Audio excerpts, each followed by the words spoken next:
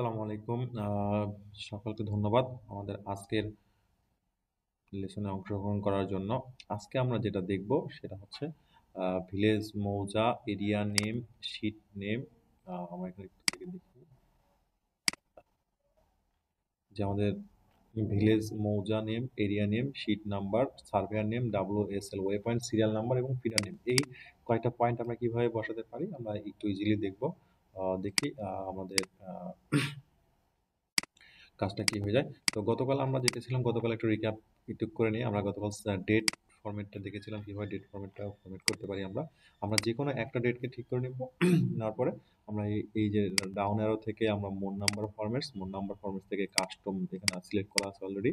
তো কাস্টম অপশনে যে আমরা এখান থেকে কাস্টমাইজ করে নিব। আমরা একটা হাইপেন দিয়ে আমাদের মতো, যেহেতু জিআইএস এ হাইপেন দিয়ে করতে হবে, আমাদের নির্দেশনা দেওয়া রয়েছে। তো এখানে আমাদের একটা যদি না থাকে আমরা এখানে ইচ্ছা মতো আমাদের লিখে নিতে পারবো। তো এইভাবে আমাদের ফরম্যাটটাকে আমরা ঠিক করতে গতকাল ঠিক করেছিলাম। এটা হচ্ছে আমাদের ফরম্যাট ছিল। আজকে আমরা যে দেখবো ভিলেজ মৌজা, এই ভিলেজ মৌজা থেকে আমাদের ওয়ে পয়েন্ট, সিরিয়াল নাম্বার পর্যন্ত এবং ফিডার নেম পর্যন্ত কিভাবে আমরা এগুলোকে লিখবো। তো প্রথমে ভিলেজ নেম, যে গ্রামে আমরা কাজ করবো সেই গ্রামের নামটা, সেই যে মৌজা অথবা গ্রাম থাকবে সেই গ্রামের নামটা লিখবো। এরপরে এরিয়া নেম হচ্ছে পাড়া বা মহল্লার নেম। একটা গ্রামে অনেকগুলো পাড়া থাকতে পারে, উত্তরপাড়া, দক্ষিণ পাড়া বা এরকম।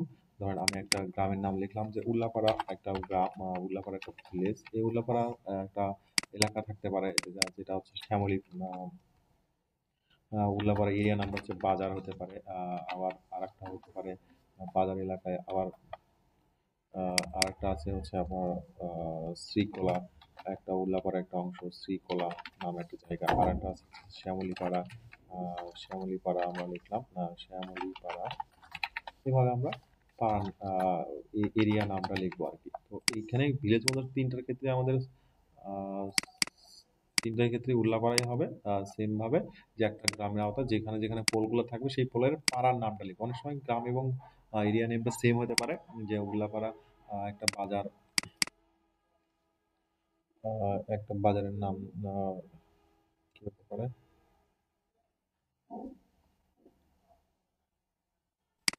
একটা জায়গার নাম মোকামতলা, একটা জায়গা আছে মোকামতলা। মোকামতলা। তো স্টার ভিলেজ নাম মোকামতলা এবং এরিয়া নেমও মোকামতলায়। আপাতত মোকামতলা ধরে নিই আমরা, মোকামতলা কাছে দুইটা সেম হবে। এটা আমরা একটু খেয়াল রাখবো। যে এলাকাটা যে নামে পরিচিত সেই নামটা আমরা এখানে দিতে হবে, মোকামতলা। যেমন আমার বাড়ি হচ্ছে রহবল। রহবল নামে একটা জায়গা। তো সেইখানে সেই গ্রামের নাম রহবল এবং এই গ্রামে অনেকগুলো পাড়া আছে। যদি রহবল একটা বাস স্ট্যান্ড, এক মেইন জায়গাটা হচ্ছে বাস স্ট্যান্ডটা, বাস স্ট্যান্ড এইভাবে। আর এরপরে রহবল উত্তরপাড়া আছে, এটা আমরা শুধুমাত্র উত্তরপাড়া লিখবো। এরপরে পূর্বপাড়া আছে, আমরা পূর্বপাড়াটাকে এভাবে লিখবো, পূর্বপাড়া। তারপরে দক্ষিণ পাড়া আছে। সবগুলো ক্ষেত্রে গ্রামের নাম হয় রহবল, কিন্তু এরিয়া নেমটা হবে চেঞ্জ হয়ে যাবে। তো আমরা এইভাবে একটু খেয়াল রাখবো।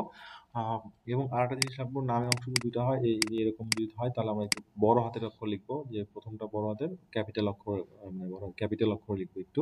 এবং বানানগুলো একটু একটু খেয়াল রাখবো। এখানে শুরু করেছি শ্যামলীপাড়া। এরপর হচ্ছে শীট নাম্বার।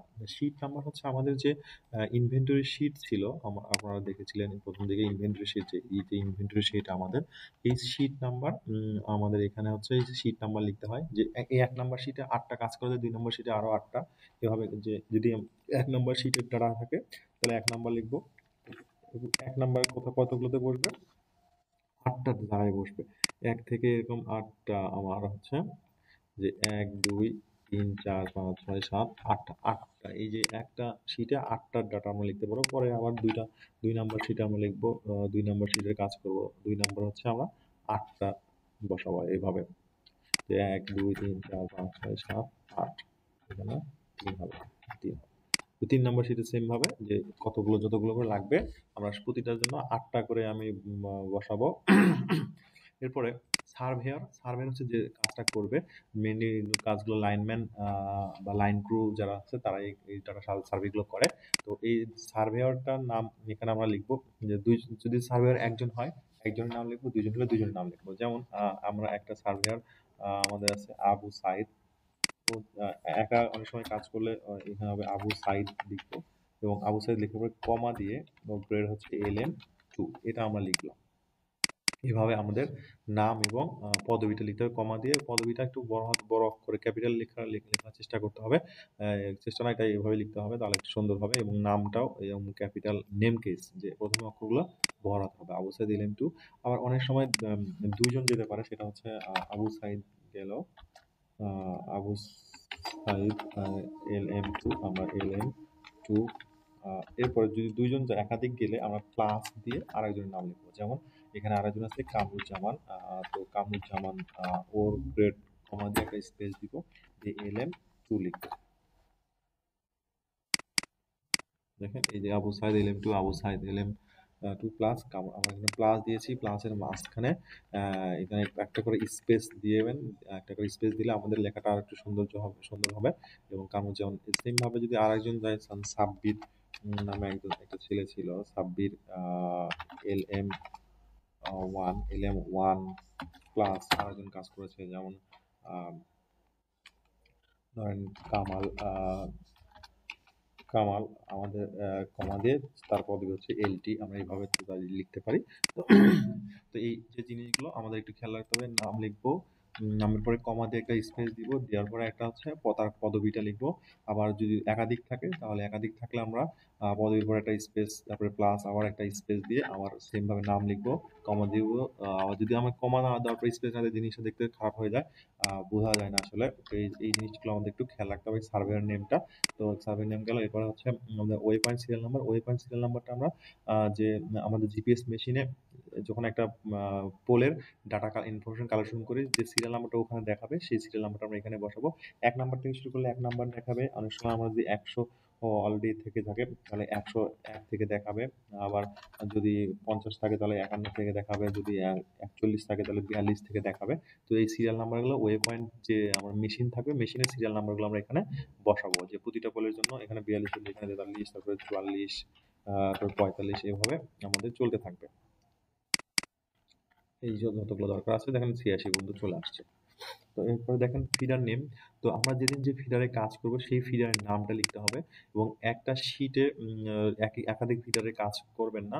যদি একই সাথে একদিনে একাধিক ফিডারে কাজ করেন, সেটা আলাদা আলাদা শিট ইউজ করবেন, এটা অবশ্যই ম্যান্ডেটরি।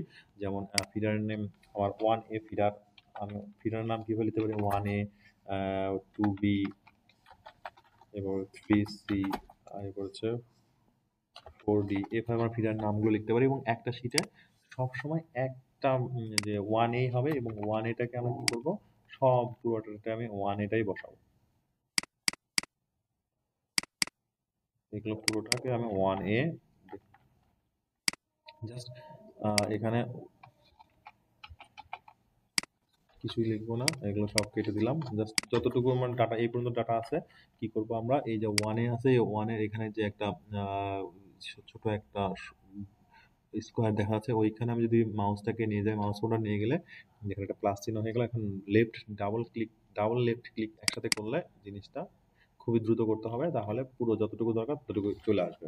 আমরা চাইলে আমরা এখান থেকে 1A-টা লিখে পুরো ডাটাটা এই পর্যন্ত কপি, কন্ট্রোল দিয়ে পেস্ট করতে পারি। সেমভাবে সার্ভার নেমটা আমরা সবগুলো আমরা কি করব, একটা জায়গায় যদি একটা হয়, সবগুলো সিলেক্ট করব, সিলেক্ট করে সবগুলো একসাথে কন্ট্রোল ভিডিও, বারবার লেখার প্রয়োজন নেই। আমরা কিভাবে এই জিনিসটা লিখবো, এই যে আবু সাইদ, সবার নাম আবু সাইদ লিখতে হবে, কন্ট্রোল সি দিলাম। কন্ট্রোল সি দেওয়ার পরে আমরা এখানে সিলেক্ট করব, সিলেক্ট করে এখান থেকে নিচের দিকে আসবো। এর আগের মধ্যে দেখাইছিলাম আমাদের শিফট প্রেস করে আমরা এই পর্যন্ত ডাটা আছে আমাদের, এই পর্যন্ত ডাটা থাকার পরে শিফট প্রেস করে লেফট ক্লিক করলে, মাউসে লেফট ক্লিক করবে এবং কন্ট্রোল ভি দিলে সবার নামটা বসে যাবে। কন্ট্রোল জেড দিলে আমার ব্যাকে চলে আসবে। এরপরে দেখেন, আমি যদি সবার নাম এটা হয়, তাহলে এটা সিলেক্ট করলাম, এটা সিলেক্ট করার পরে এই সিলেক্ট করলাম, কন্ট্রোল ভি দিলাম, সবার নামটা চলে আসছে আমার। তো আমি যেটা বলতেছিলাম, এটা হচ্ছে ওয়েবার সিরিয়াল নাম্বার গুলো।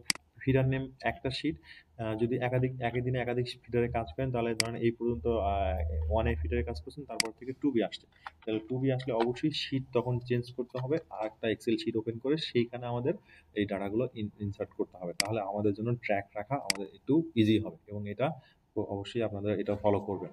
সকলকে ধন্যবাদ। সালাম আলাইকুম।